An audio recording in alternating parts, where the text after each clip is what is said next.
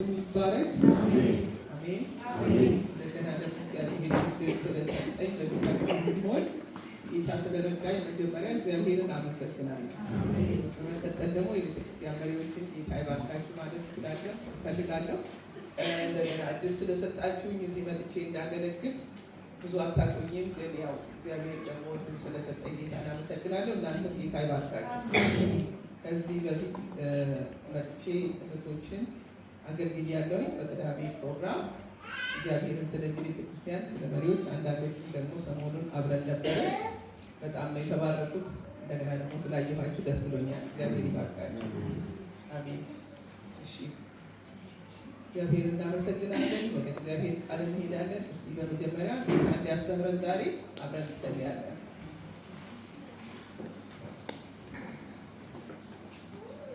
እግዚአብሔር የዘላለም አምላክ ሆይ በጌታ በኢየሱስ ክርስቶስ ስም እናመሰግናለን።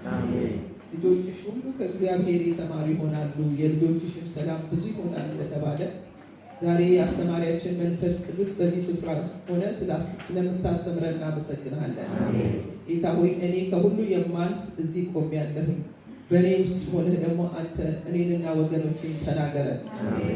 መንፈስ ቅዱስ ልትለን ያለህን በዛሬ ማለዳ ካንተ እንድንሰማ ልባችንን እንከፍት ዘንድ ጌታ ሆይ እኔና ወገኖቼን እርዳ። በነገር ሁሉ እንባርከሃለን። እኛ ያንተ ነን፣ ጊዜው ያንተ ነው። ሁሉንም ተረከብ በኢየሱስ ስም አሜን አሜን። እግዚአብሔር ይባረክ። እንግዲህ ዛሬ አብረን እንድናይ ያሰብኩት በሰሞኑን ትሬኒንግ ነበረን እና በዛ እግዚአብሔር ያስተማረንን በአንድ ላይ እናያለን። እሺ እንግዲህ ታደርጉልኛላችሁ፣ ትረዱኛላችሁ። ሌላ አስፋው ታነብልኛለህ። እሺ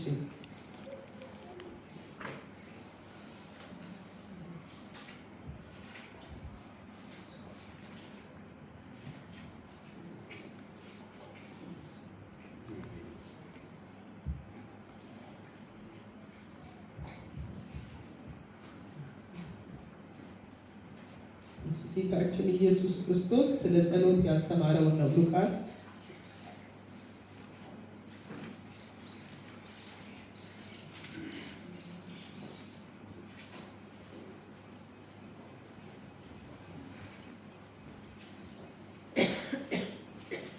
ምንጽሬ ስለመጣ ብዙ አይታየኝም እና እስኪ ሉቃስ ወንጌል ምዕራፍ 10 ነው መሰለኝ። እንግዲህ ከዛ በፊት ጌታችን ኢየሱስ ክርስቶስ የጸሎት ሕይወቱን ስላዩ ደቀ መዛሙርቱ ምንድን ነው ያሉት? እንዴት እንደምንጸልይ አስተምረን ወይም ጸሎትን አስተምረን ያሉት። የጌታችን የኢየሱስ ክርስቶስን ሕይወት ስናይ የጸሎት ሕይወቱ ከአባቱ ጋር ይነጋገር ነበር። ይቅርታ ሉቃስ ምዕራፍ 11 ከቁጥር 1 እስከ 4 ያለውን ነው የምናየው። ጌታ ኢየሱስ ክርስቶስን ስናየው የጸሎት ሕይወት ነበረ። ብትጸልዩ አላለንም፣ ግን ስትጸልዩ ነው ጸሎት አስፈላጊ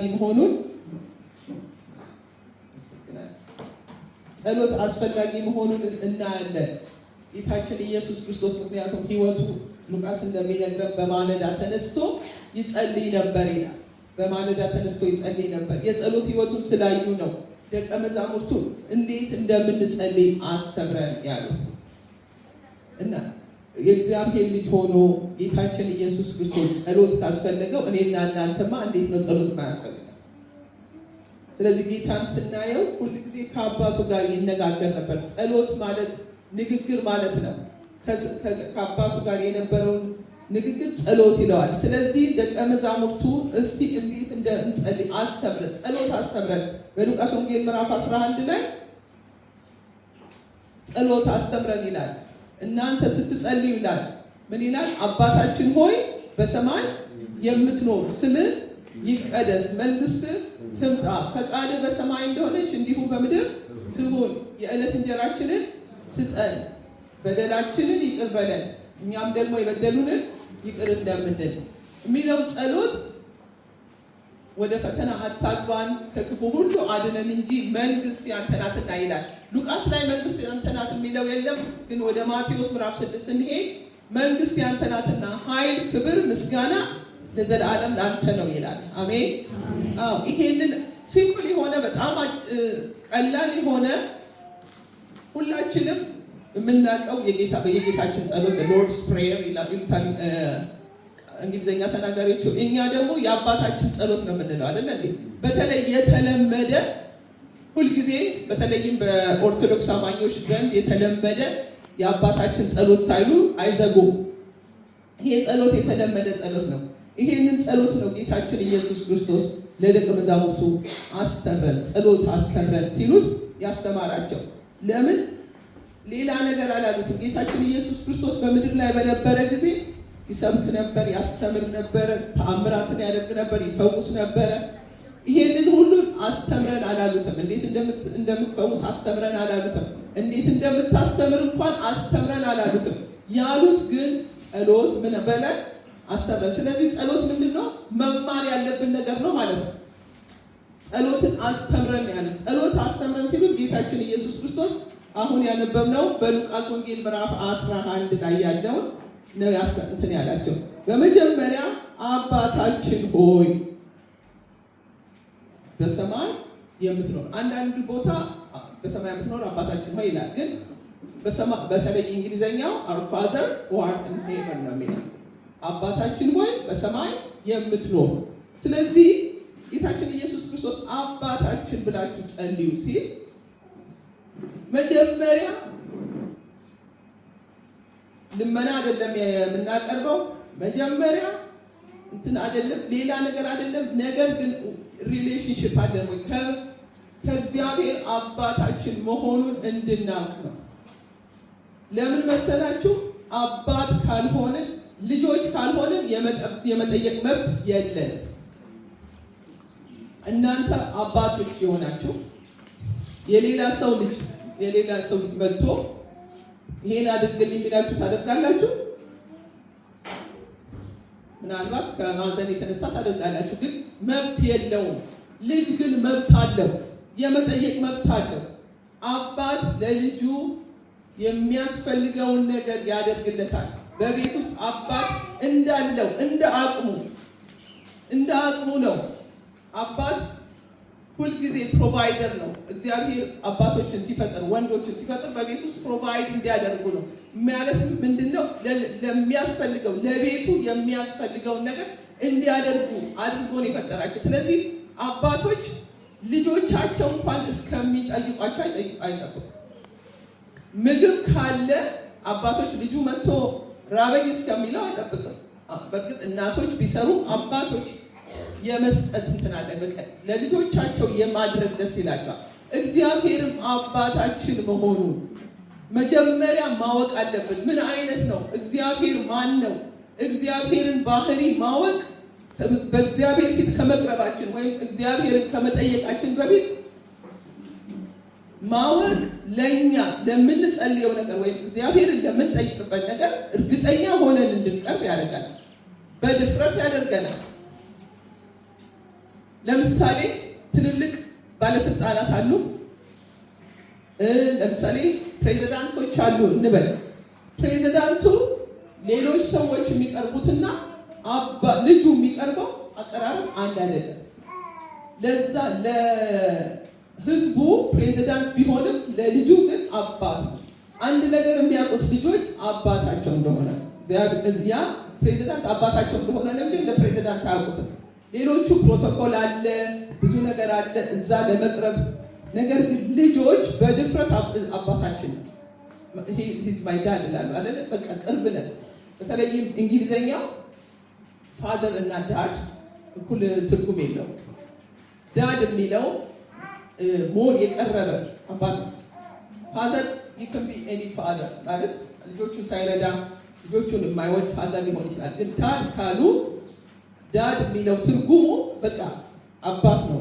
በቃ አፍቃሪ አባት ነው፣ እንትን የሚል አባት ነው። ስለዚህ እግዚአብሔር አምላካችን አፍቃሪ አምላካችን ነው። አሜን። እግዚአብሔር አምላካችን እኛ የሚያስፈልገንን ነገር ሳንጠይቀው ያውቃል። ስለዚህ እግዚአብሔር አምላካችን አባታችን ብለን ስንለው እግዚአብሔር ማንነቱን ማወቅ እንዳለብን ጌታችን ኢየሱስ ክርስቶስ ለደቀ መዛሙርቱ ሲያስተምራቸው መጀመሪያ አባታችን ሆይ፣ አንደኛ ኢየሱስ ከኢየሱስ ክርስቶስ ጋር ምንድነን ማለት ነው? አንድ ቤተሰብ ነን ማለት ነው። እኔና እናንተ ምንድነን? አባታችን ነው። እግዚአብሔር አባታችን ከሆነ እኛ ምንድነን? ቤተሰብ ነን አይደል እንዴ? የሁላችን አባት ነው እግዚአብሔር። የጌታችን የኢየሱስ ክርስቶስ አምላክና አባት እያለ ነው ጳውሎስ የሚጠራው። የጌታችን የኢየሱስ ክርስቶስ አምላክና አባት ከሆነ የኛም አባት ነው። የክርስቶስ ኢየሱስ አባት የኛም አባት ነው። ስለዚህ ከኢየሱስ ክርስቶስ ጋር እኩል መብት አለን ማለት እግዚአብሔርን ለመቅረብ እግዚአብሔርን ለመጠየቅ ወደ እግዚአብሔር ለመቅረብ ያንን ሰጥቶናል ማለት ነው። ስለዚህ እግዚአብሔር አባታችሁ መሆኑ መጀመሪያ አባት መሆኑን እወቁ። እግዚአብሔር አባታችሁ ሌላ ነገር ሳትጠይቁ ይሄንን እንድናቅ ነው አባታችን ሆይ ብሎ ኢየሱስ ክርስቶስ እንትን ያለ። ሁለተኛው ጸሎት ምንድነው?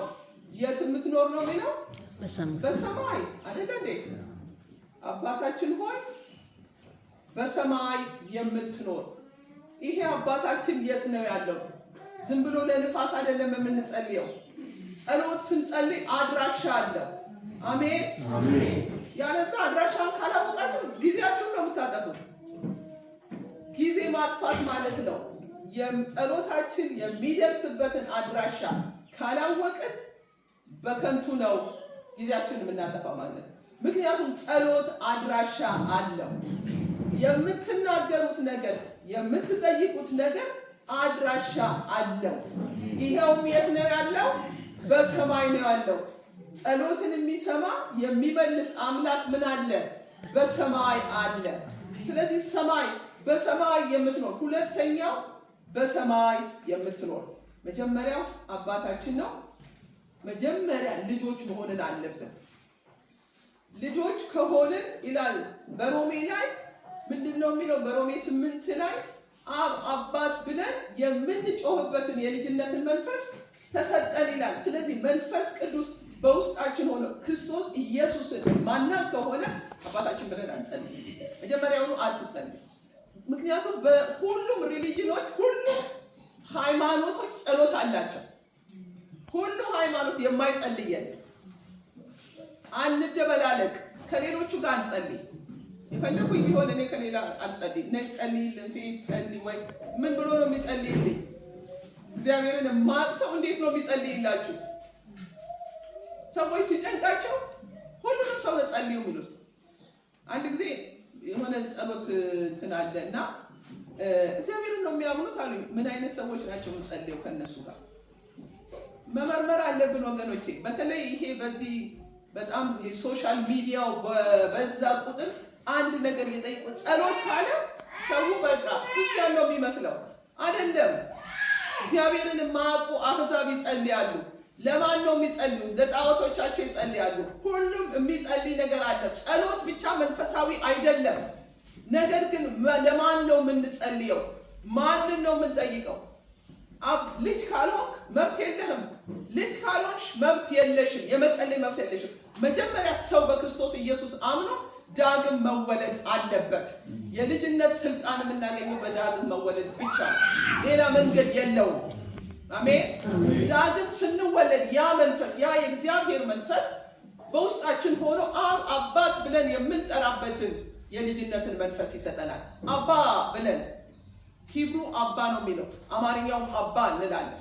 አባታችንን ስንጠራ አባዬ ብቻ ብለን አባ እንላለን። ምክንያቱም ይሄ መቅረባችንን ነው፣ ቅርብ መሆናችንን አባታችን መሆኑን ነው እግዚአብሔር። ስለዚህ የእግዚአብሔርን አባትነት ካልተረዳን ጸሎታችን ሁሉ ሴንስ አይሰጥ፣ ምንም እንትን አይሰጠንም። ዝም ብለን ነው የምንጮኸው። የት ነው የምንጮኸው? ጸሎት ስትጸልዩ የት ነው የምትጮሁት?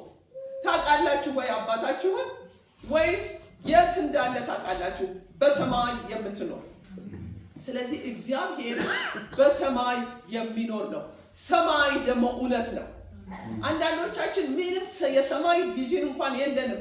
ሰማይ እንዳለ እንኳን የለንም። በምድር ላይ ብቻ እንደምንኖር ነገራችን ሁሉ በምድር እንደሚያልቅ የምናየው ነገር ሁሉ ምድራዊ እንደሆነ ነው የምናየው። ስለዚህ ጌታችን ኢየሱስ ክርስቶስ የፈለገው እናንተ እኮ የዛን ጊዜ ደቀ መዛሙርቱ ምስኪኖች ናቸው፣ አሳ አጥማጆች ናቸው፣ ሰው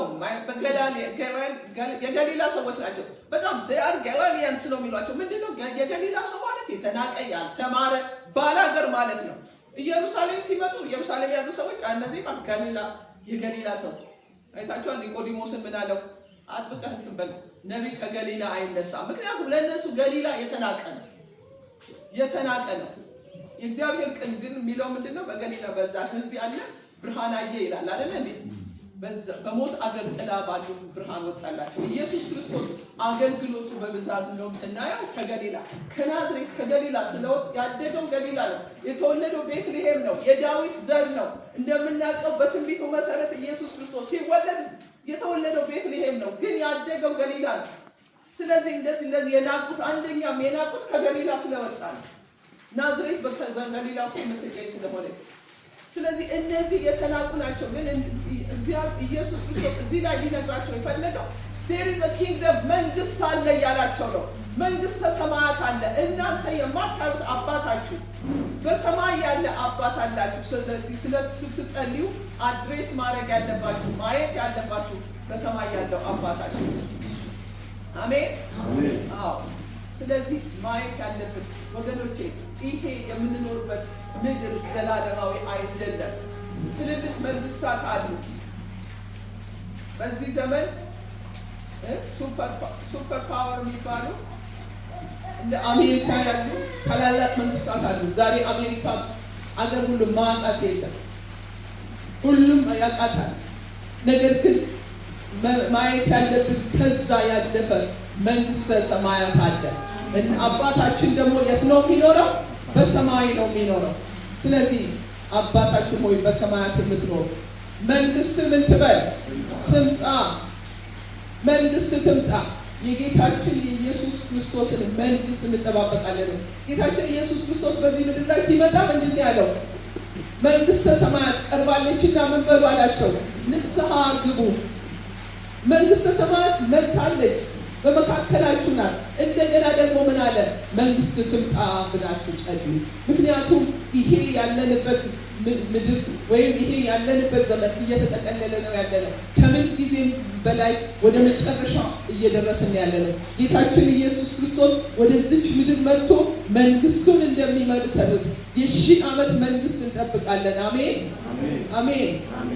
አዎ ይሄንን እያየን እግዚአብሔርን ነገር እያየን ካልሆነ ባለን ነገራችን ሁሉ በዚህ በምድር ባለው ነገር ላይ ካለ ይሄንን ማየት እንትን ይለናል። ስለዚህ ደቀ መዛሙርቱ ምንም እንኳን ኢየሱስ ደግሞ ደጋግሞ ስለ መንግስተ ሰማያት ቢነግራቸው ጌታችን ኢየሱስ ክርስቶስ ከምን ጊዜ ከሁሉ ነገር በላይ ስለ መንግስተ ሰማያት ብዙ አስተምሯል።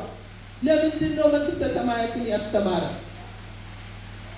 እንደውም ሲጸልይ ጌታችን ኢየሱስ ክርስቶስ ባለፈው እየነገርኳቸው ነበር። በተለይ ዮሐንስ ወንጌል ምዕራፍ 17 ካያችሁ ምዕራፉን ሙሉ የኢየሱስ ጸሎት ነው። የሚጸልየው የነበረው ለደቀ መዛሙርቱ ነው። ለደቀ መዛሙርቱ ብቻ ሳይሆን ለእኛ ለአማኞቹም ደግሞ ኢየሱስ ጸልዮልናል። ከጸለየውም አንዱ ምንድነው? እኔ ወደ አንተ እመጣለሁ፣ እነሱ ግን በዚህ በምድር ናቸው፣ ከዓለም እንድታወጣቸው አልለምንህም፣ ነገር ግን በዓለም ውስጥ እያሉ እንድትጠብቃቸው ነው አለ። ምክንያቱም ጊዜው አይደለም። እኛ አሁን ያለነው ፊዚካሊ በምድር ላይ ነን ያለነው። ጌታችን ኢየሱስ ክርስቶስን በምድር ላይ ነበረ እና አስተምሮ 33 ዓመት እንደኖረ እናውቃለን። ከዛ በኋላ ወደ አባቱ አድርጓል። በዮሐንስ ወንጌል ምዕራፍ 14 ላይ ምንድነው ያለው? ልባችሁ አይታወክ፣ በእግዚአብሔር እመኑ፣ በእኔም ደግሞ እመኑ። ይህስ ባይሆን ባልኳችሁ ነበር። ነገር ግን ስፍራ ላዘጋጅላችሁ ሄዳለሁ።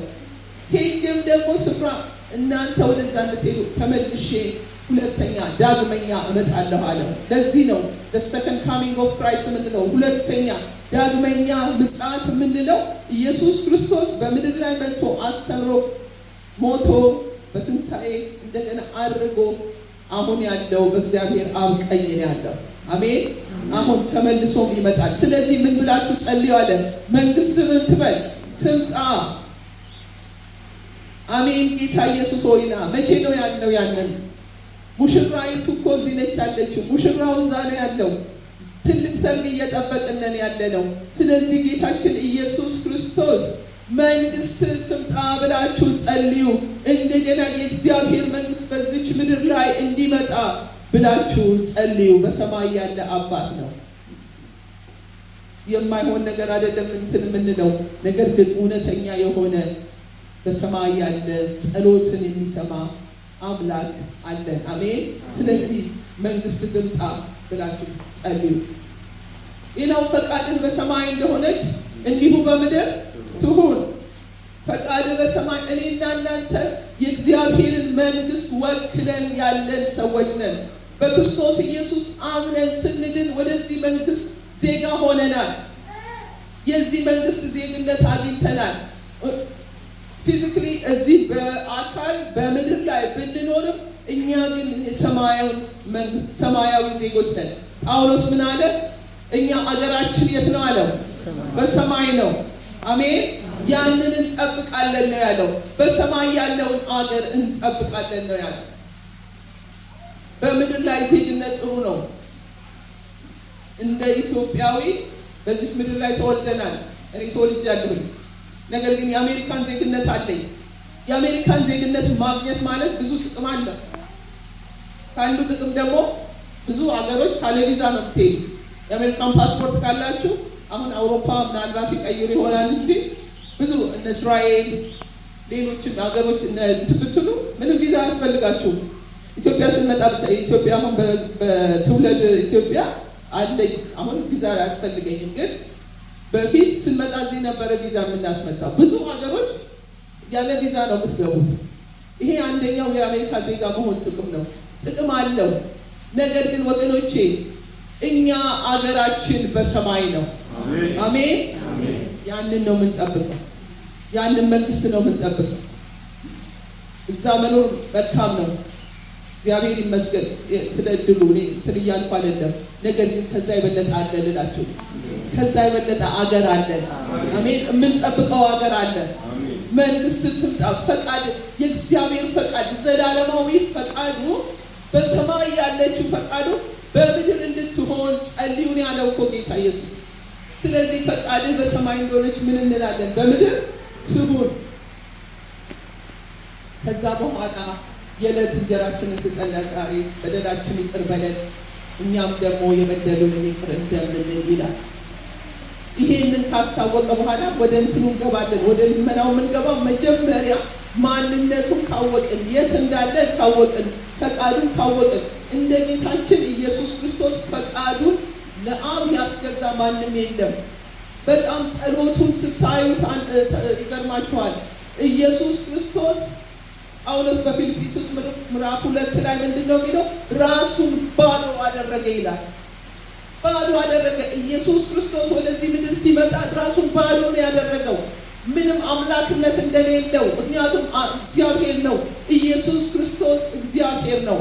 እግዚአብሔር ወልድ ለእግዚአብሔር አብ ራሱን ፍጹም ነው ያስገዛው። ፍጹም ምንም እውቀት እንደሌለው፣ ምንም ኃይል እንደሌለው፣ ምንም አምላክነት እንደሌለው እዛ ላይ እንደውም በቃ እግዚአብሔር አምላክነቱን እንኳን እንደሚቀማ እንትን አላለም።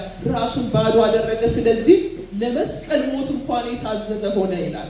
ኢየሱስ ክርስቶስን ሲነግረው ለመስቀል ሞት የታዘዘ ሆነ። ስለዚህ እግዚአብሔር ምን ይላል? ያለ ልክ ከፍ ከፍ አደረገው፣ ከስምም ሁሉ በላይ የሆነውን ስም ሰጠው ይላል። ኢየሱስ ክርስቶስ ራሱን በፍጹም ፈቃዱ ነው የሰጠው። ባዶ አድርጎ ምንም እንደማያውቅ አድርጎ ምንም ኢንተሌክት ምንም እውቀት እንደሌለው ምንም መብት እንደሌለው። እኛ ስንት ጊዜ ነው መብታችንን እንትን የምንለው? እግዚአብሔር ደግሞ አንድ ነገር ሰውን ሲፈጥረው መብት ሰጥቶታል። ፈቃድ ሰጥቶታል። ስለዚህ እግዚአብሔር የማንንም ፈቃድ አይጋፋ። ነገር ግን ፈቃዳችንን በራሳችንን ለእግዚአብሔር ስንሰጥ፣ ፈቃዳችንን ለሱ ስናስገዛ፣ ለዚህ ነው ፈቃድህ በሰማይ እንደሆነች እንዲሁ በምድር ትሁን የሚለው። ራሳችንን ለእግዚአብሔር ፈቃድ እንሰጣለን ወይስ የራሴ መሪ ራሴ ነኝ? ማን ነው የሚመራ? ማን ነው የሚመራ? የሚመራን መንፈስ ቅዱስ ነው። ራሳችንን ለእግዚአብሔር ፈቃድ አሳልፈን እንሰጣለን ወይስ የራሳችን ፈቃድ አለ? የራሴ ፈቃድ እንዲሆን ነው የምፈልገው ወይ? ስለዚህ ኢየሱስ ክርስቶስ ሲል ፈቃድ በሰማይ እንደሆነች እንዲሁ በምድር ትሁን። ይህንን ጸሎት እኔ ሁል ጊዜ ጸልየዋለሁ፣ ለራሴ ብቻ ሳይሆን ጌታ እግዚአብሔር ሆይ ፈቃድ በሰማይ እንደሆነች እንዲሁ በእኔ ላይ ትሁን፣ በልጆቼ ላይ ትሁን እያልኩኝ ጸልያለሁ። በቤተ ክርስቲያን ላይ ትሁን፣ በምድር ላይ ትሁን። ፈቃድ በሰማይ እንደሆነች መልካሚቱ ፈቃድ፣ የእግዚአብሔር ፈቃድ፣ የእግዚአብሔር ሐሳብ፣ ዘላለማዊ ሐሳቡ እግዚአብሔር ፈቃዱ በጎ ነው ወገኖች፣ መልካም ነው ለኛ ያለው ፈቃድ። አንዳንድ ጊዜ እግዚአብሔርን ፈቃድ ይሁን ስንለው በቃ እንትን እንደሆነ ነው የምናስበው፣ የኛ ፈቃድ የሚሻለው ይመስለን። ነገር ግን አንዳንድ ጊዜ እንኳን ከባድ ቢሆን ለእግዚአብሔር ፈቃድ ራሳችንን ስናስገዛ የእግዚአብሔር ፈቃድ መልካም ነው። ለምን ምንድን ነው የሚለው? በኤርምያስ 29:11 ላይ ምን ይላል? ለእናንተ ማስባትን ሐሳብ እኔ አውቃለሁ፣ ፍጻሜና ተስፋ ሰጣችሁ ዘንድ የሰላም ሐሳብ እንጂ የክፉ አይደለም ይላል። ጌታችን ኢየሱስ ክርስቶስም ስለ ጸሎት ሲያስተምር ምንድን ነው ያለው? አባት ልጁ ዳቦ ቢለምነው ድንጋይ ይሰጠዋል ወይስ አሳ ቢለምነው እባብ ይሰጠዋል? እንቁላል ቢለምነው ጊንጥ ይሰጠዋል? እናንተ እንኳን ክፎች ስትሆኑ ለልጆቻችሁ መልካም ስጦታ ካወቃችሁ እንዴት የማይሰማይ አባታችሁ ይላል ጌታ ኢየሱስ። ቻሌንጅ ያደርገኛል ሁሌ ጌታ። እኔን ቻሌንጅ የሚያደርገኝ አንዳንድ ነገሮች ሳስብ አባት እኮ ልጁ በኋላ ምን አለው? አዎ እኔ እናት ነኝ። ምንም ቢሆንልኝ ለልጆቼ ጥሩ ነገር ነው ማለት ነው። ማድረግ እንኳን ባልችል ጥሩ ነገር ነው ማስበው። አንድ ሰው ለልጆቹ እንዴት ነው ክፉ የሚያስበው? ጤነኛ ሰው ካልሆነ በስተቀር በቃ አእምሯቸውን የሳቱ በተለያየ ሱስ ውስጥ ያሉ ሰዎች ካልሆኑ በስተቀር ለልጆቻችን መልካም ነገር ነው የምናስበው። ልጆቻችን ትልቅ ቦታ እንዲደርሱ ነው የምንፈልገው አይደለም? እኛ እንኳን ያልደረስንበትን ቦታ ልጆቻችን እንዲደርሱልን ነው የምንፈልገው። እኛ ተቸግረን አይደለ ልጆቻችንን የምናስተምረው አይደለም? ብዙዎቻችሁ እናንተ እየተበደላችሁ ልጆቻችሁ እንዲማሩላችሁ፣ ልጆቻችሁ ጥሩ ደረጃ እንዲደርሱላችሁ ትፈልጋላችሁ። እስቲ እግዚአብሔርን አስቡ።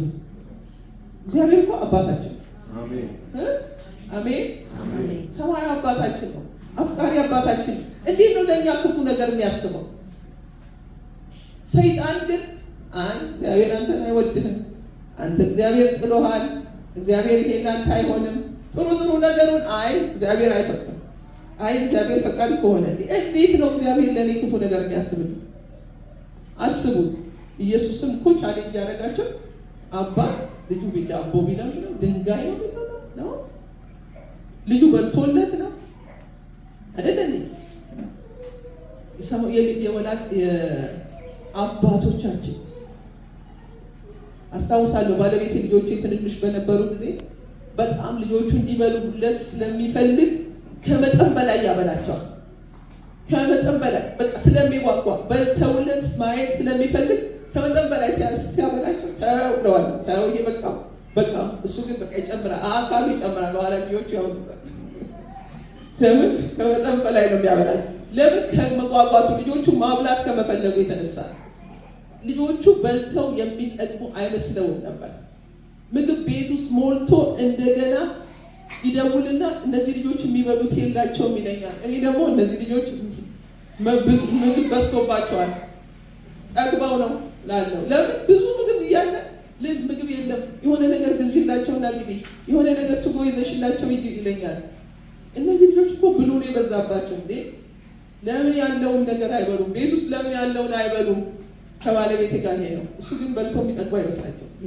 አባቶች እንደዚህ ናቸው ለልጆቻቸው። እኛ መልካም ነገር ነው የምናስበው። የሰማዩ አባታችን እንዴት ኢየሱስ ክርስቶስ ስለዚህ ነው ፈቃድ በሰማይ እንደሆነች እንዲሁ በምድር ትሁን። ለምን እንደሆነ ታውቃላችሁ? አንዳንዶቻችን የእግዚአብሔር ፈቃድ ከሆነ አረ እግዚአብሔር ለእኔ መልካም ነው የሚያስበው ለመብላቴ እግዚአብሔር ፈቃድ እግዚአብሔር እኮ ምንድነው ፈቃድ በሰማይ እንደሆነች እንዲሁ በምድር ትሁን።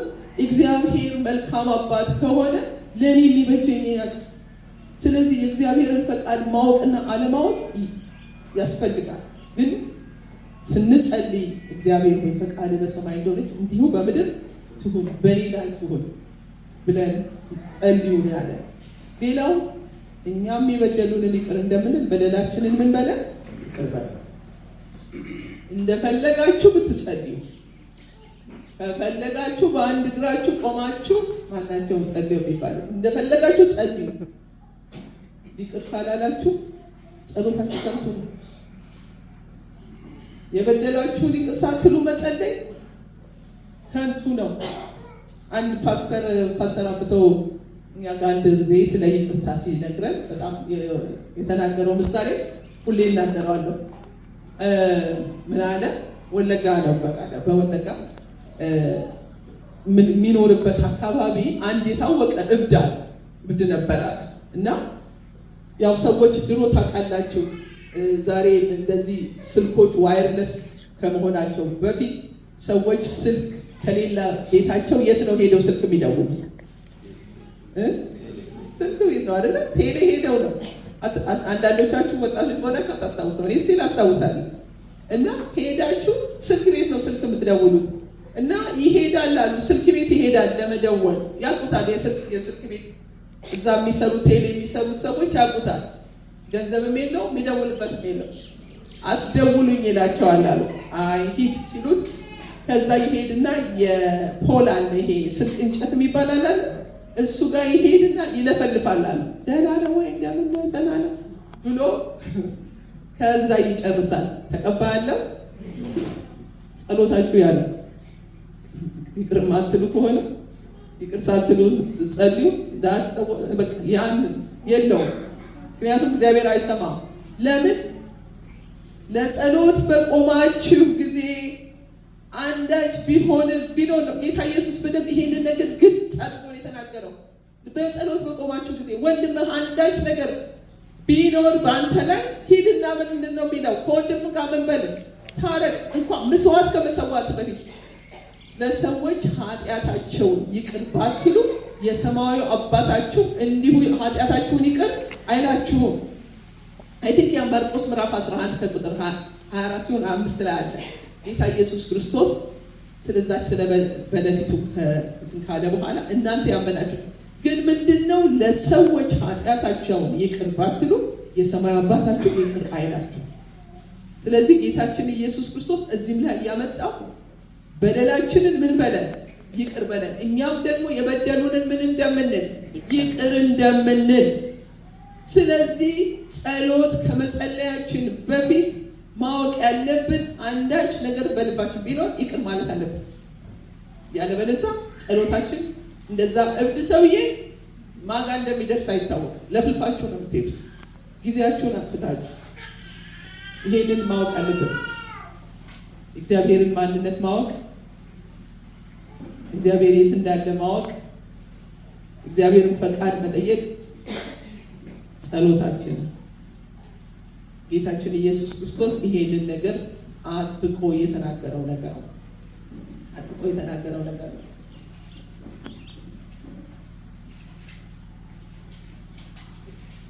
ይሄንን በስፋት ነው እንትን ያልኩት፣ ግን ዛሬ አንድ ሰው እንድናይ እፈልጋለሁ። ስለ ጸሎት ሳስብ ጌታችን ኢየሱስ ክርስቶስ ያስተማረውን ጸሎት፣ ስለዚህ ስንጸልይ ምንድናቸው እንትን የሚሉ መዝሙር 103 ከቁጥር 1 እስከ 5 ነፍሴ ሆይ እግዚአብሔርን ባርኪ፣ አጥንቶቼም ሁሉ የተቀደሰ ስሙን። ነፍሴ ሆይ እግዚአብሔርን ባርኪ፣ ምስጋናውን ሁሉ አትርሺ። ኃጢአትሽን ሁሉ ይቅር የሚል ደዌሽንም ሁሉ የሚፈውስ ሕይወትሽን ከጥፋት የሚያድናት በምሕረትና በቸርነቱ የሚከልልሽ ምኞትሽን ከበረከቱ የሚያጠግባት ጎልማሳነትሽን እንደ ንስር ያድሳል ይላል። ምን ልላችሁ ነው? ስንጸልይ እዚህ ላይ ዳዊት ምን ይላል? ነፍሱን ያሳስባታል። ነፍሴ ሆይ እግዚአብሔርን ባርኪ፣ ምስጋናውን ሁሉ አትርሺ፣ ኃጢአትሽን ሁሉ ይቅር የሚል ይቅርታ። እዚህ ላይ ስምህ ይቀደስ የሚለው እንትን ብያለሁ። በሰማይ የምትኖር አባታችን ሆይ በሰማይ የምትኖር ስምህ ምን ይበል? ይቀደስ። አሜን። የእግዚአብሔርን ባህሪ የእግዚአብሔር ማንነት ቅዱስ እንደሆነ እግዚአብሔር ቅዱስ ነው፣ ኃጢአትን አይፈልግም። እግዚአብሔር ቅዱስ ነው። እዚህ ስንቀርብ በፊቱ እኔ ቅዱስ እንደሆንኩ እናንተ ምን በሉ ይላል፣ ቅዱሳን ሁኑ። ስለዚህ እግዚአብሔር ቅድስናን ይወዳል። በቅድስና የተሞላ ነው። በሰማይ ያሉት እነዚህ 24ቱ ሽማግሌዎች አእላፋት መላእክት ይላሉ እየሰገዱ ቅዱስ ቅዱስ ቅዱስ ቅዱስ እግዚአብሔር እንደሚሉት ብዙዎች እንደሚሉት ግን ቅዱስ ብለው ሲነሱ ሌላ የእግዚአብሔር ቅድስና ስለሚያወሩ አይገርማችሁም? ቀንና ሌሊት ቅዱስ ቅዱስ ቅዱስ እያሉ ነው። ስለዚህ የምናመልከው አምላክ አባታችን ምንድነው? ቅዱስ ነው። ስለዚህ ስም ይቀደስ ማመስገን እግዚአብሔር ስለ ማንነቱ ማመስገን አለብን። ስም ይቀደስ ቅዱስ አምላክ እንደምናመልክ አባታችን እንደሱ እንደሆነ እና ወደ ዳዊት እንምጣና ዳዊት ምንድነው የሚለው? ነፍሱን ያሳስባታል። ስንጸልይ እግዚአብሔር ፊት የለመድነው ምንድነው? ገና ተንበርክከን እግዚአብሔር ሆይ እንዲሆኝ በዚህ ወጥቼ በዚህ እንደዚህ ነው ችግራችንን ለእግዚአብሔር መንገር ነው የለመድነው። ችግራችንን ለእግዚአብሔር መንገር። ነገር ግን እግዚአብሔርን መጀመሪያ ካመሰገንነው በኋላ እግዚአብሔርን ያደረገልንን ውለታ ምንድነው የሚለው? እዚህ ላይ ዳዊት ውለታውን አትርሺ ነው የሚለው። አማርኛው ውለታው ነው የሚለው፣ እንግሊዝኛው ቤኔፊት ነው የሚለው። ጥቅሙን አትርሺ ነው የሚለው። there is a benefit አምላክሽን። ስለዚህ ምንድነው የሚለው? ነፍሴ ወይ እግዚአብሔርን ባርኪ፣ እግዚአብሔርን ባርኪ፣ ምስጋናውን ሁሉ አትርሺ። ውለታውን አትርሺ ነው የሚለው አይደል? ውለታውን ሁሉ አትርሺ። ስለዚህ ወደ ኋላ ዞር ብለን እግዚአብሔር ያደረገልንን ነገር ማሰብ። ጸሎት ስንጸልይ በተለይ አንዳንድ ነገሮች ሁኔታዎች ሲያጋጥሙን ፊት ለፊታችን ድሮ ያሳለፈን እግዚአብሔር፣ ያን ዘመን ያሳለፈን እግዚአብሔር፣ ያ እንደዚህ የነበረው እግዚአብሔር አልተለወጠም። አሜን። ስለዚህ ዳዊት ነፍሱን ነው የሚያሳስባት። አትርሺ። እንዴት ነው እግዚአብሔርን የምትረሺው? ስንት ቤኔፊት አግኝቷል፣ ስንት ውለታ አለው። ዳዊት ሳኦል በተነሳበት ጊዜ ሊገለው ባሳደደው ጊዜ ዳዊትን እግዚአብሔር ስንት ጊዜ ነው ያዳነው? ስንት ጊዜ ከሞት አንድ ጊዜ እንደውም በሌላ በሞት መካከል አንድ እርምጃ ቀረች ነው ያለው። ያንን ሁሉ ያሳለፈሽ እግዚአብሔር፣ ከእረኝነት ያስወጣሽ እግዚአብሔር፣ ከእረኛ ሜዳ አባቱ እንኳን ያላስታወሰው ዳዊት ንጉሥ በሆነ ጊዜ ለነፍሱ ያሳሰባት ነገር ውለታውን አትርሺ። ኃጢአትሽን ምን ይላል ይላል ሁሉ ይቅር የሚል ደዌሽንም ምን የሚል የሚፈውስ ሕይወትሽን ከጥፋት የሚያድናት በምህረትና በቸርነቱ የሚከልልሽ ምኞትሽን ከበረከቱ የሚያጠግባት ጎልማሳነትሽን እንደ ንስር ያድሳል ይላል። አሜን። ጎልማሳነትሽን እንደ ንስር የሚያድስ እግዚአብሔር ነው። ስለዚህ ነፍሱን እያሳሰባት ነው። ነፍሴ አትርሺ፣ ይሄንን ውለታ አትርሺ። ስለዚህ ስንጸልይ፣ ወደ ጸሎት ስንቀርብ፣ በተለይ በእግዚአብሔር ፊት ልመና ስናቀርብ ልመናችንን ከማቅረባችን በፊት የእግዚአብሔርን ውለታ እናስብ፣ ለነፍሳችን እናሳስባት። ትናንትና እኮ እግዚአብሔር እንደዚህ አድርጎልሻል። ያ እግዚአብሔር ዛሬም አልተለወጠም። አሜን አሜን። አዎ። ስለዚህ እግዚአብሔር ውለታውን አትርሺ። ምሕረት በምሕረትና በቸርነቱ ይላል። your goodness and mercy የእግዚአብሔር ምሕረትና ቸርነት በጣም ነው ደስ ይለኝ። ምሕረቱ ሁልጊዜ ምሕረት ያስፈልገናል። እንደውም በመዝሙር 23 ላይ ምን ይላል? ቸርነትና ምሕረት በሕይወቴ ዘመን ሁሉ ምን ይሉኛል? ይከተሉኛል። ስለዚህ የእግዚአብሔርን ቸርነት እናስብ ወገኖቼ። ካለንበት መውጣት እንፈልጋለን። የእግዚአብሔር ቸር ነው። ቸር አባት ነው ያለን። አሜን። እንደገና የምህረት አባት ነው። ስለዚህ ነው ዛሬ ቆምኩት። እኔ ዛሬ እናንተ ፊት መቆም የቻልኩት እግዚአብሔር ምህረት ስለበዛልኝ፣ ከምሕረቱ የተነሳ ስለ ማንነታችን አይደለም። ዛሬ ያለነው እግዚአብሔር ምህረት። ስለዚህ ቸርነትና ምሕረት አትርሺ። ይሄ የእግዚአብሔር ውለታ በምህረትና በቸርነቱ የከለለሽ ይላል። ምኞትሽን ደግሞ ምን የሚያደርግ ከበረከቱ የሚያጠግባት። እግዚአብሔር እኮ ለእኛ መልካም ነው የሚያስበው። እግዚአብሔር ለማንም እንዳልኳችሁ አባት ለልጁ ክፉ ነገር እንደማያስብ እግዚአብሔር ለእኛ መልካም ነው። ከበረከቱ የእግዚአብሔር በረከት በምድር ላይ እያለ የእግዚአብሔር በረከት በእኛ ህይወት እንዲሆን እግዚአብሔርን በረከት እንድናገኝ ነው የሚፈልገው እኮ እግዚአብሔር። ብዙዎች እኮ ምንድነው ሌሎች አህዛብ እግዚአብሔርን የማያውቁ ሰዎች ተደላለው ሲኖሩ እኛ ተጨቁነን በቃ ምን በድህነት በበሽታ እንድንኖር የሚፈልግ አምላክ ያለ ይመስላችኋል ወገኖች? አይደለም። ይሄ እንድታስቡ ነው። ቸርነትና በምሕረቱ የሚከልልሽልና ምኞትሽን ከበረከቱ የሚያጠግባል። ምኞትሽን ምንድነው ምኞታችሁ?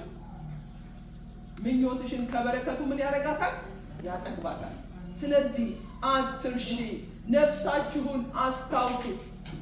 በእግዚአብሔር ፊት ስትቀርቡ ውለታውን አስቡ። እግዚአብሔር ሆይ አመሰግንሃለሁ፣ እግዚአብሔር ሆይ አመሰግንሃለሁ።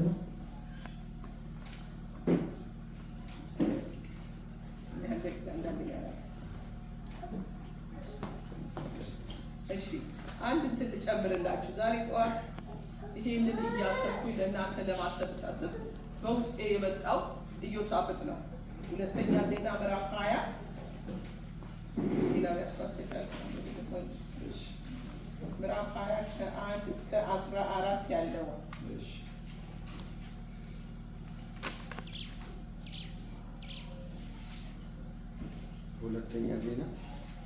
ሁለተኛ ዜና ምዕራፍ 20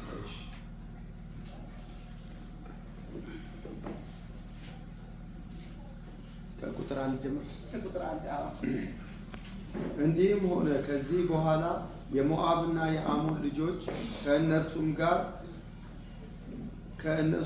ጋር ምዑናውያን ኢዮሳፍጥን ሊወጉ መጡ። ወሬኞችም መጥተው ከባህሩ ማዶ ከሶርያ ታላቅ ሰራዊት መጥቶብሃል፣ እነሆ አይጋንዲ በተባለች በሐሴሶን ታማር ናቸው ብለው ለኢዮሳፍጥ ነገሩት። ኢዮሳፍጥም ፈራ፣ እግዚአብሔርን ሊፈልግ ፊቱን አቀና፣ በይሁዳ ሁሉ ጾም አወጀ። ይሁዳም እግዚአብሔርን ይፈልግ ዘንድ ተከማቸ። ከይሁዳ ከተሞች ሁሉ እግዚአብሔርን ይፈልጉ ዘንድ መጡ። ኢዮሳፍጥም በይሁዳና በኢየሩሳሌም ጉባኤ መካከል በእግዚአብሔር ቤት ውስጥ በአዲስ አደባባይ ፊት ቆመ። እንዲህም አለ፣ አቤቱ የአባቶቻችን አምላክ ሆይ በሰማይ ያለ አምላክ አንተ አይደለህምን? የአሕዛብ መንግስታት ሁሉ የምትገዛ አንተ አይደለህምን? ኃይልና ችሎታ በእጅህ ነው፣ ሊቋቋምህ የሚችል የለም። አምላካችን ሆይ በዚህ ምድር የነበሩትን አሕዛብ ከሕዝብህ ከእስራኤል ፊት ያሳደድህ ለወዳጅህም ለአብርሃም ዘር ለዘላለም የሰጠሃት አንተ አይደለህምን? እርሱም የተቀመጡባት ለስምህም መቅደስ ሰርተውባት ክፉ ነገር የፍርድ ሰይፍ ወይንም ቸነፈር ወይንም ምዕራብ ቢመጣብን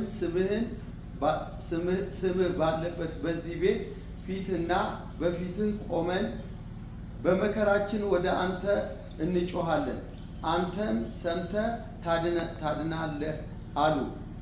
አሁንም እነሆ እስራኤል ከግብፅ ምድር በወጡ ጊዜ ያልፉባቸው ዘንድ ያልፈቀድህላቸው፣ ነገር ግን ፈቀቅ ብለው ያላጠፏቸው የአሞንና የሞዓብ ልጆች የሴይርም ተራራ ሰዎች እነሆ ለወረታችን ክፋት ይመልሱልናል፣ ከሰጠህንም ርስት ያወጡን ዘንድ ወጥተዋል። አምላካችን ሆይ አንተ አትፈርድባቸውምን? ይህን የመጣብንን ታላቅ ወገን እንቃወም ዘንድ አንችልም፣ የምናደርገውም አናውቅም። ነገር ግን ዓይኖቻችን ወደ አንተ ናቸው። የይሁዳም ሰዎች ሁሉ ከሕፃናቶቻቸውና ከሚስቶቻቸው ከልጆቻቸውም ጋር በእግዚአብሔር ፊት ቆመው ነበር። የእግዚአብሔርም መንፈስ ከአሳፍ ወገን በነበረው በሌዋዊ በማትያን ልጅ በይኤር በይኤል ልጅ በበናያስ ልጅ በዘካርያስ ልጅ በየሕዝኤል ላይ በጉባኤው መካከል መጣ። እንዲህም አለ፣ ይሁዳ ሁሉ በኢየሩሳሌምም የምትኖሩ አንተም ንጉሥ ኢዮሳፍ ስሙ፣ እግዚአብሔር እንዲህ ይላችኋል፣ ሰልፉ የእግዚአብሔር ነው እንጂ የእናንተ አይደለምና ከዚህ ታላቅ ወገን የተነሳ አትፍሩ፣ አትደንግጡ። ነገ በእርሱ ላይ ውረድ። እነሆ በጺጽ ቀበት ይወጣሉ፣ በሸለቆው መጨረሻ በይሩኤል ምድረ በዳ ፊት ለፊት ታገኟቸዋላችሁ። እግዚአብሔር ይባረክ። እንግዲህ እንደምናውቀው ኢዮሳፍጥ እዚህ ላይ ከሶስት ወገን ጠላቶች መጡበት። ኢዮሳፍጥን ስናይ ታሪኩን ስናጠና ከይሁዳ ነገስታት እግዚአብሔር የሚፈራ ነበረ። ብዙ የይሁዳ ነገስታት ታሪካቸውን ስናይ እንደ አባቱ እንደ ዳዊት አልነበረም፣ ልቡ በእግዚአብሔር ላይ አመፀ እያለን ብዙ ነችን ይነግረናል። ግን ኢዮሳፍጥ እግዚአብሔርን ይፈራ ነበር። ኢዮሳፍጥ ችግሩ ከአካብ ጋር ከእስራኤል ንጉስ አመፀኛው ከሆነው ከአካብ ጋር ተወዳጀ እንጂ እግዚአብሔርን የሚፈራ ንጉስ ነበር። ስለዚህ እዚህ ላይ ወሬኞች መጥተው ነገሩት ይላል። ሶስት ወገኖች መጡበት። ስለዚህ ኢዮሳፍጥ ፈርቷል፣ እንደ ንጉስ ፈርቷል። እነዚህን አይችላቸው፣ 3-1 አይችላቸው። ምዑናውያን የሴርም ተራራ ሰዎች አንደኛ አይነት እዚህ ባርክ ሸሪ እሺ እና መጡበት ይላል። ስለዚህ ኢዮሳፍጥ ፈራ፣ እግዚአብሔርን የሚፈልግ ዘንድ ፊቱን አቀና ይላል። በጣም የገረመኝ የኢዮሳፍጥን ጸሎት ነው። እግዚአብሔርን እንዴት ነው አፕሮች ያደረገው? በእግዚአብሔር ፊት እንዴት ነው የቀረበው? በመጀመሪያ እግዚአብሔር ማን እንደሆነ ፈራ ይላል። ጾም አወጀ። በይሁዳ ላይ የይሁዳን ሰዎች ሰብስቦ ጾም አወጀ። ነገር ግን እግዚአብሔር ጋር ሲጸልይ ከጌታችን ከኢየሱስ ክርስቶስ የጸሎትን ጥጋብ ተመሳሰለ። ምንድን ያለው? መጀመሪያ አምላካችን ሆይ አንተ በሰማይ ያለ ታላቅ አይደለህምን? ያለ የእግዚአብሔርን ታላቅነት ነው የተናገረው እንጂ እንትን እንዳለ እግዚአብሔር ሆይ ይኸውልህ በቃ ሊመጡ ሊያጠፉን መጡ አላለም። መጀመሪያ እግዚአብሔር አንተ ታላቅ አምላክ ነህ፣ እግዚአብሔርን ታላቅነቱን ነው የተናገረው። ከዛ በኋላ ሁለተኛው ቃል ኪዳኑን ነው ለአባቶቻችን አንተ የተናገርከው የእግዚአብሔር የቃል ኪዳን አምላክ ነው። አሜን አሜን። እኔና እናንተማ ቃል ኪዳን እግዚአብሔር ከኛ ጋር የገባው በአዲስ ኪዳን በጌታችን በኢየሱስ ክርስቶስ ደም ነው። አዲስ ቃል ኪዳን አለ። አሜን አሜን። መብታችንን እናንሳ ወገኖች። እኛ እኮ ብዙ ስልጣን አለ። እኔ አንዳንድ ጊዜ ነው አላለሁኝ። እኔ እኮ የቃል ኪዳን ደም ብለድ ከበናት በልጆቼ ላይ ነው ያለው። አትነካም ነው የምለው። ልጆቼን አትነካም። የቃል ኪዳኑ ደም እነሱ ላይ ነው ያለው። ለምን? ይሄ ነው ቃል ኪዳን ገብቻለሁ። የገባሁላችሁ አዲሱ ቃል ኪዳን ይሄ ነው። ኪዳኔ ይሄ የአዲስ ኪዳን ነው እንካችሁ ብሎ ጌታችን ኢየሱስ ክርስቶስ ይሄ ደም የፈሰሰው። እኛ እኮ የኢየሱስ ክርስቶስ ስም አለን፣ የክርስቶስ ኢየሱስ ደም አለን፣ ተሰጥቶናል ስልጣን። ግን ይገርማችኋል፣ ሁል ጊዜ ምንኖረው ተሸንፈን ነው። ሁል ጊዜ ሐዘን ነው። ሁል ጊዜ ጠላት ፊት ጸሎት ስንቀርብ እግዚአብሔርን ምስኪን ነኝ ነው። በክርስቶስ ኢየሱስ የዳንኩ ልጅ የልጅነት መብቴን ማውጣት አለብኝ። አሜን አሜን። ስንጸልይ ይሄን ማወቅ አለብን። ቃል ኪዳናችን እነዚህ ኢዮሳፍጥ ምንድነው? ከአባቶቻችን አምላክ ሆይ ነው ያለው። እኛ ግን አባታችን ነው። ለምን? በክርስቶስ ኢየሱስ ምን አረገን ነው የሚለው? ወለደን አይደለ እንዴ? ዳግም የተወለድ ነው በክርስቶስ ኢየሱስ። ስለዚህ የልጅነት መብት አለን። ሁልጊዜ እኛ እንደ ልጅ መብት ሳይሆን እንደ ሰራተኛ ነው ራሳችንን የምንቆጥረው። እግዚአብሔር ፊት ስንቀር ሰራተኛ መብት የለውም። አርግ ካልተባለ አያደርግም። ብላ ካልተባለ ይሄን ውሰድ ካልተባለ አይወስድም። ልጆቻችን ግን ቀጥታ ይመጣሉ። በተለይ የአሜሪካ ልጆች ካናሃድ ሲወዱ ይህን ስጭንቅ ማለት በጣም ነው የሚወዱ። ማም can I have this? ማም can I have that? በቃ ሁሉንም ነገር ይሄን ልውሰድ ነው የሚሏቸው። ምክንያቱም ያውቃሉ፣ ቀጥታ ይገባሉ። ማንንም አይፈሩም። እኛ ጋር መኝታ ቤት ፈልግ ገብተው የፈለጉትን ነው የሚወስዱት። ለምን? የልጅነት መብት አላቸው። አይሳቀቁም። እግዚአብሔር ፊት ስንቀርብ አንሳቀቅ። እግዚአብሔር አባታችን ነው። አሜን። እኛ ልጆቹ ነን። በክርስቶስ ኢየሱስ ወልዶናል። አይደል እንዴ? እንደገና ተፈጥሮናል በክርስቶስ ኢየሱስ። በዛ ያለን መብታችንን እንወቅ። የልጅነት መብታችንን እንወቅ። ዛሬ አንድ ነገር ባታደርጉ የልጅነት መብታችሁ ይሄዳል። ከዛ በኋላ ጸሎታችሁ ይቀየራል። እግዚአብሔር አባታችሁ እንደሆነና እናንተ የልጅነት መብት እንዳላችሁ ብታውቁ ጸሎታችሁ ይቀየራል። እውነቴን ነው የምላችሁ። ስለዚህ ኢዮሳፍጥ ያውቃል የአባቶቻችን አምላክ እግዚአብሔር አባቶቻቸውን እና አብርሃምን ቃል ኪዳን እስከ ዛሬ የጠበቀ እግዚአብሔር ነው።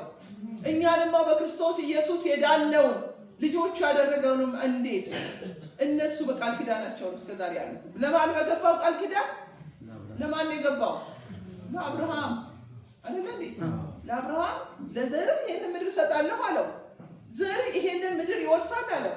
ስለዚህ እንደገና ደግሞ ሌላ ቃል ኪዳን ምን አለ? ቢጸልዩ ሰማለሁ ስላልክ እግዚአብሔር ሆይ ይሄውና መጨረሻ ላይ ነው ችግሩ ነው። ከዛ በኋላ ምን አለ? በጣም የሚገርመኝ አባቶቻችንን አለ እና አሞናውያንን አጥፏቸው ብለህ እነዚህ አጥፉ ብለህ የነገርካቸው ሳያጠፉ የተዋቸው አሁን ጠላት ሆነው እኛን ሊወጉን መጥተዋልና እግዚአብሔር ጥፋቱንም አውቋል። ጥፋት አለ። ጥፋታችንን ማወቅ አለብን። እግዚአብሔርን ዝም ብለን እንትን አንበል። ለምንድን ነው የደረሰብን ያ ነገር? በምን ምክንያት ነው? እግዚአብሔርን ሳንታዘዝ ነው? እግዚአብሔር አታድርጉ ያለንን ነገር ሳናደርግ ነው? ይሁን ከደረሰብን ግን እስቲል አባታችን ነው። መተን ኃጢአታችንን መናዘዝ እንችላለን። መተን እንዲህ አድርጌያለሁ፣ እንዲህ አጥፍቻለሁ። ልጆቻችሁ አንድ ዕቃ ቢሰብሩ ምናልባት ሊገረፉ ይችላሉ። ጥፋት እንትን ከሆነ ግን አትገሏቸውም አይደል እንዴ? ዕቃ ሰበረ ብላችሁ እንትን ትላላችሁ? አትገሏቸውም። እግዚአብሔር አሁን ምንድን ነው የሚለው ኢዮሳፍጥ እዚህ ጋር አባቶቻችን ማጥፋት የነበረባቸው እነዚህን ጠላቶቻችንን ሳያጠፉ ስለቀሩ ዛሬ እኛ ላይ ችግር ደረሰብን። መጨረሻ ላይ ምን አለ?